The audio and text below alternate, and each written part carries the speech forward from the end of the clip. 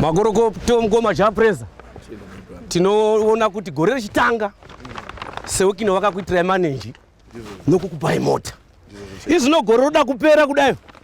sewikino vakuitirai maneji madhenzas apuwa mota mukomana mufana chedu chiye chokuimba chapuwa mota pamusoro pazvo akati imwi pocket money iri pano 20,000 yenyu iri pano sewikino havasi munhu otaura theory iyo amunoona iyi 10,000 kaka haisati yakwana iyo amunoona iyi 10,000 kaka zvakwana zvapresa iyi yakwana munoti kudini mashoko amukataura ndezvamuri kuitirwa nasewikino asikurukuru ndoda kunyatenda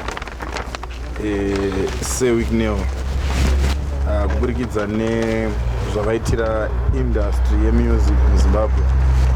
zvatinambobvira takaona munhoroondo yemusic yemuzimbabwe kana kuti arts muzimbabwe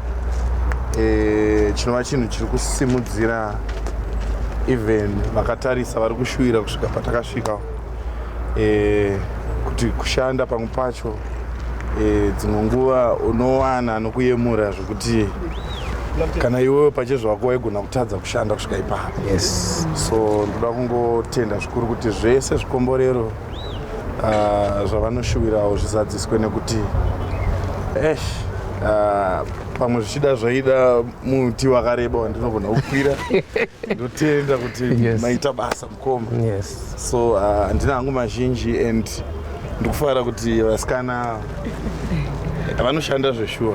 and ivo vakazviona vakazviyemura and I think chinhu chichavamotivata futi kutoramba vachishanda nesimba mukoma ndoda kungoti thank you so much nezvamatiitira zvamunoshuvira zvizadziswe mashoko agona kutenda asi zviri muhana dzedu tese zvakakura kupfuura mashoko atiri kutaura nhasi thank you so much